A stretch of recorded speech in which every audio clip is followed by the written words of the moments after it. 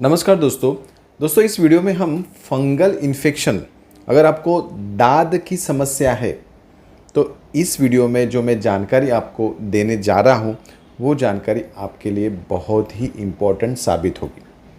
आजकल हम देखते हैं कि बहुत सारे लोगों को फंगल इन्फेक्शन होता है, जैसे कि आर्मपिट्स है या फिर प्राइवेट पार्ट्स के आजू बाजू में ऐसे इस जगह पर ऐसे राउंड राउंड चकत्ते आते हैं और वहाँ पे खुजली बहुत चलती है। खुजा खुजा के काफ़ी सारे लोग बहुत परेशान होते हैं। तो इस फंगल इन्फेक्शन से कम्प्लीटली हम निजात कैसे पा सकते हैं?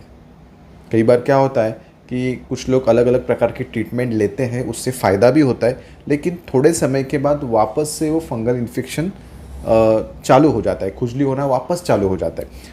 तो ऐसा क्यों हो रहा है? ये फंगल इन्फेक्शन बार बार क्यों हो रहा है? इसे पूरी तरह से मिटाने के लिए हमें क्या क्या करना चाहिए, ये सब चीज़ें हम इस वीडियो में देखने वाले हैं। देखिए दोस्तों, ये जो फंगल इन्फेक्शन होता है ये एक प्रकार का एक से दूसरे को होने वाली बीमारी होती है। जैसे कि समझो किसी घर में किसी को है तो उसके जो कपड़े हैं या फिर जो तौलिया है, टॉवेल है, उसके वजह से वो इन्फेक्शन एक से दूसरे को होने की संभावना होती है। इसके लक्षण क्या होते हैं? तो लक्षणों में क्या होता है कि ऐसे राउंड राउंड ऐसे चकत्ते जो है वो शरीर पर फैलते जाते हैं और उसमें बहुत सारी खुजली होती है, भयंकर खुजली होते हैं। और दर्शनीय पार्ट पे जैसे कि चेहरे पे या फिर पाँव पे, हाथ पे, ऐसे भी कई कुछ लोगों को राउंड राउंड ऐसे चकत्ते आते, गोल ऐसे चकत्ते आते, तो दिखने में भी ख़राब लगता है। और जैसे कि किसी को शरीर में कुछ है तो बार बार खुजाते भी रहना पड़ता है। ऑफिस में कोई लोग है, किसी से बात कर रहे हैं तो वो इरिटेशन चालू रहता है। या फिर आप शाम को काम से आ गए, ऑफिस से आ गए, कपड़े उतारे तो फिर इरिटेशन चालू होता है, खुजली चालू होती है। कुछ लोगों को रात को जब सोते हैं, नींद में अच्छे से सोते हैं, उसी समय खुजली होना चालू होता है और फिर नींद बरोबर नहीं आती है, रात को भी बार बार खुजली करना पड़ता है। तो इस प्रकार से बहुत सारे लोग परेशान होते हैं। तो पहली तो चीज़ हमें समझनी चाहिए कि ये फंगल इन्फेक्शन अच्छे से ठीक क्यों नहीं होता। इसके कुछ कारण है कि जो कि आपको भी अच्छे से समझना बहुत ज़रूरी है। देखिए, पहली चीज़ जो है कि सेल्फ मेडिकेशन, ये भी इसको पूरी तरह से न ठीक होने का कारण है। जब भी किसी को फंगल इन्फेक्शन होता है तो क्या करता है कि कोई केमिस्ट के पास जाता है और वहाँ से कुछ ट्यूब लेता है, मलम लेता है और वो लगाना चालू करता है। तो वो मलम लगाने के बाद क्या होता है कि वो 1-2 दिन में ही वो इन्फेक्शन जो है वो कम हो जाता है। लेकिन जैसे ही वो मलम लगाना बंद करता है उसके बाद वो इन्फेक्शन वापस से ज़ोरदार फैलने लगता है। ये जो क्रीम होती है, मलम होती है, उसमें कई बार स्टीरॉइड्स होते हैं दोस्तों।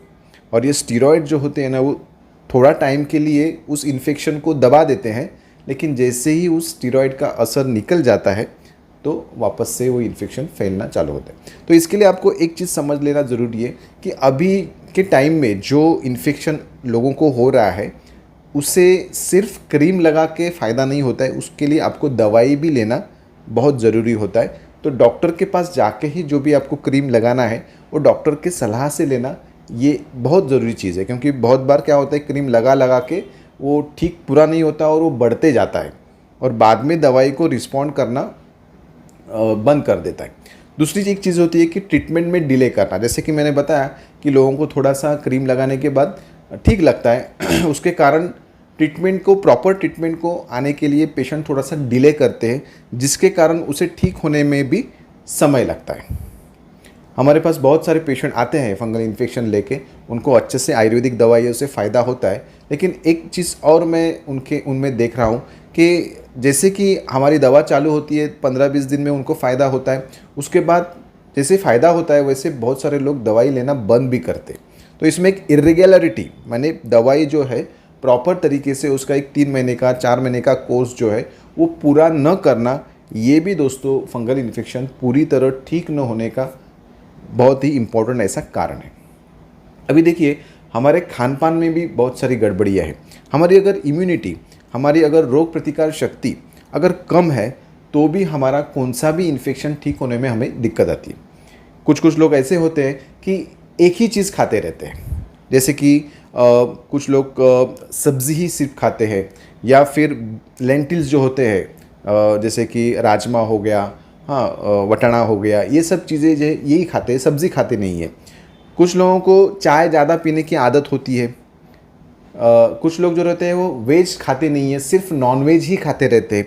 तो आयुर्वेद में क्या बताया गया है कि एक रसाभ्यो दौर्बल्य कराणम। अगर आप सभी चीज़ें नहीं खा रहे, सब्जी भी आपको खाना चाहिए, नॉनवेज भी आपको खाना चाहिए, जो लेंटिल्स होते हैं उसको भी आपको खाना चाहिए, ये सभी चीज़ें अगर आप खा रहे बरोबर तरीके से तो आपकी इम्यूनिटी अच्छी रहेगी। अगर आप एक ही चीज़ अगर खाते रहे हो, ज़्यादा से ज़्यादा एक ही चीज़ खा रहे, कोई लोग ब्रेड ही ज़्यादा खाते हैं, कोई लोग सिर्फ चावल ही ज़्यादा खाते, तो ये चीज़ आयुर्वेद को मान्य नहीं है। आयुर्वेद क्या बोलता है कि आप सब चीज़ खाओ, सब चीज़ खाओ, थोड़ा थोड़ा करके बदल बदल के सब चीज़ खाना भी बहुत ज़रूरी है। तो ये एक चीज़ आपको समझना चाहिए कि आपको खाने में आपका प्रॉपर खाना जो है वो संतुलित होना चाहिए, उसमें सब न्यूट्रिशंस होना चाहिए, फल है, सब्जी है, सलाद है, ये सब भी आपको खाने में इंक्लूड करना ज़रूरी है।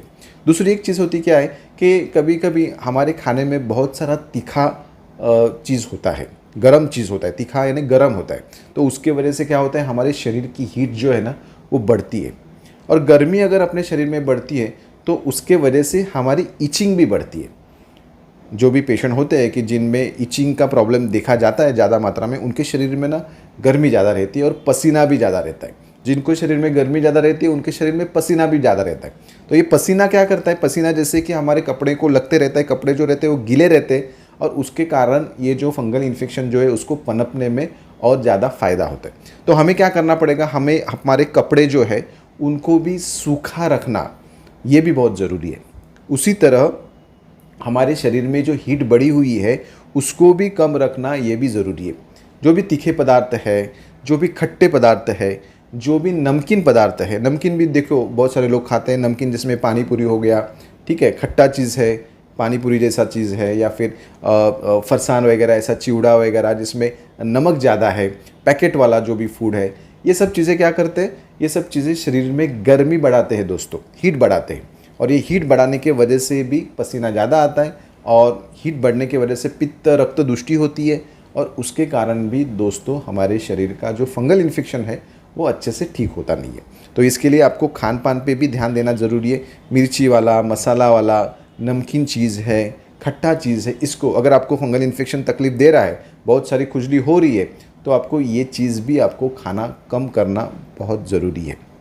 नॉनवेज भी दोस्तों अगर आप ज़्यादा खा रहे हैं, अगर समझो रोज़ खा रहे हैं या फिर एक दिन छोड़ के खा रहे हैं और आपको बहुत सारा फंगल इन्फेक्शन हुआ है, तो ऐसे समय पर थोड़ा सा आपको नॉनवेज खाना भी कम करना ज़रूरी है। मेरे पास जो पेशेंट आते हैं जिनको बहुत दिन से फंगल इन्फेक्शन होता है, या फिर जिनका फंगल इन्फेक्शन ठीक नहीं होता है, ऐसे कंप्लेंट लेके बहुत सारे पेशेंट आते हैं, तो उनका एक महीने के लिए मैं नॉनवेज बंद भी करा देता हूँ, या फिर उनको सलाह देता हूँ कि आप 10 दिन में या फिर 15 दिन में नॉनवेज खाइए, थोड़ा टाइम आप सब्ज़ी है, फल है, इनके ऊपर ही जाइए, जिससे कि आपके शरीर की भी हीट कम हो जाएगी, और शरीर में जो टॉक्सिन जमे हुए हैं, जो आपका फंगल इन्फेक्शन आपका ठीक नहीं करने को दे रहे, वो भी सही से ठीक हो जाएंगे।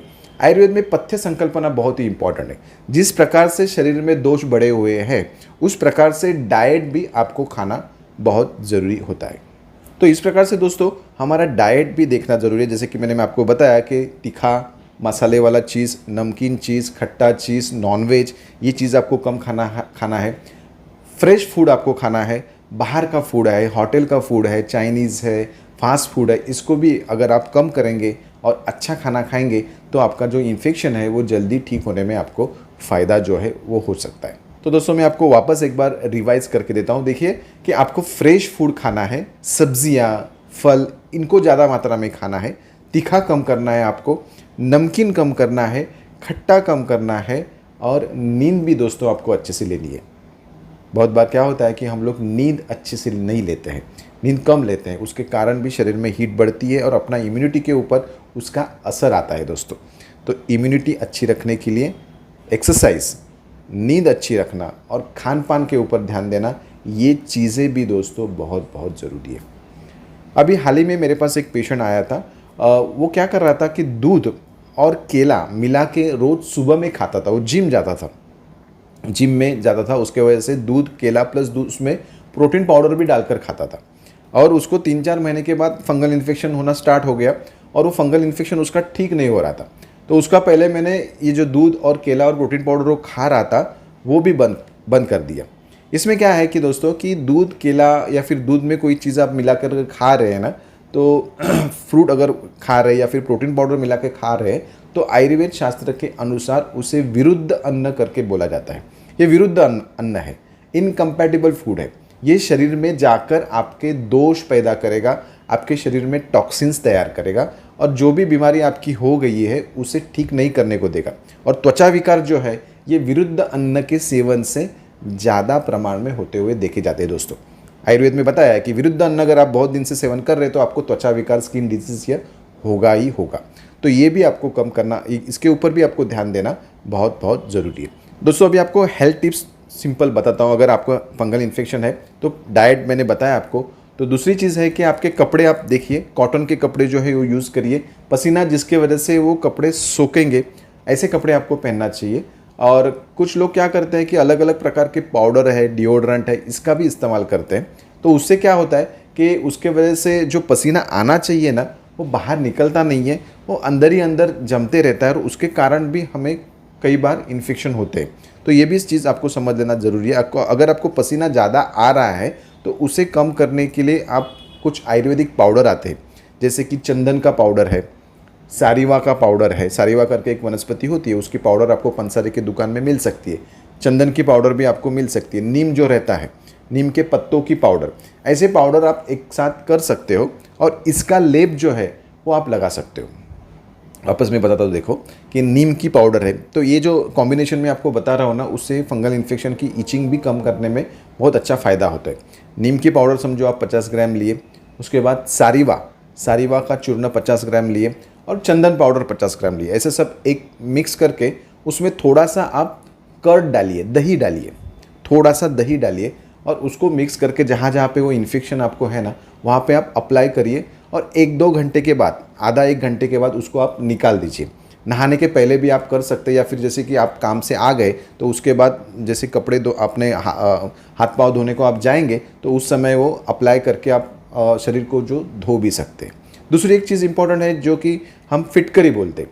जैसे कि आप नहाने को जाएंगे ना, तो फिटकरी जो है ना, उसको भी अगर आप जहाँ जहाँ पे फंगल इन्फेक्शन आपको हुआ है वहाँ पे अगर आप उसको घिसेंगे तो उससे भी इचिंग कम होने में आपको फ़ायदा जो है वो होगा। वैसे ही आयुर्वेद में अलग अलग प्रकार की दवाइयाँ होती है, जैसे कि गंधक रसायन है, महामंजिष्ठारी काढ़ा है, आरोग्यवर्धिनी वटी है, कृमि कुठार रस, इस प्रकार से दवाइयाँ हैं। ये भी दवाई आपको आपके नज़दीक के आयुर्वेदिक वैद्य से लेना बहुत ज़रूरी है।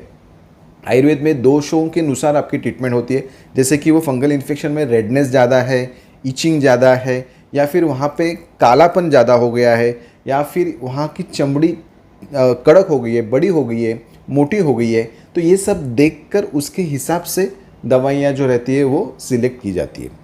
आयुर्वेद में पंचकर्म करके उपचार भी किए जाते हैं। जब हमारे शरीर में दोष या फिर टॉक्सिन्स ज़्यादा मात्रा में जमे होते हैं तो उसे निकालना भी पड़ता है। तो उसके लिए एक विरेचन नाम का पंचकर्म होता है। जिन जिन फंगल इन्फेक्शन के रोगियों का इन्फेक्शन जल्दी ठीक नहीं होता है, उन्हें हम पंचकर्म में विरेचन कर्म करने की सलाह भी देते हैं। विरेचन से क्या होता है, शरीर में जो भी टॉक्सिन्स है वो हम लोग जुलाब के रास्ते से, यानी संडास के रास्ते से उनको बाहर निकालते हैं। जुलाब की दवा देते हैं और उससे पेट जो है वो अच्छे से साफ़ करके जो एक्सेसिव पित्त पेट में जमा होता है उसे निकाला जाता है। तो इस प्रकार से अलग अलग ट्रीटमेंट जो है वो आयुर्वेद में होती है। इसमें बाद में इम्यूनिटी बढ़ाने की भी दवा देनी पड़ती है। पेशेंट को डाइट क्या करना है, क्या खाना है, क्या नहीं खाना है, वो अच्छे से समझाना पड़ता है। और उसके साथ लगाने के लिए, जैसे कि मैंने आपको पाउडर बताया, चंदन, सारीवा और नीम का पाउडर, इसका मिक्सचर हम लोग देते हैं। तो इस प्रकार से अलग अलग प्रकार की दवाइयाँ जो है वो दी जाती है। एक 3-4 महीना अगर पेशेंट बरोबर से डाइट करता है, ट्रीटमेंट बरोबर लेता है, विरेचन नाम का जो पंचकर्म है वो करा लेता है, और उसके बाद च्यवनप्राश जैसा एक रसायन औषध जो शरीर की इम्यूनिटी बढ़ा है, वैसी दवाई 1-2-3 महीना और आगे चलाता है, तो ये जो फंगल इन्फेक्शन है वो पूरी तरह ठीक हो जाता है और वापस भी नहीं आता है दोस्तों।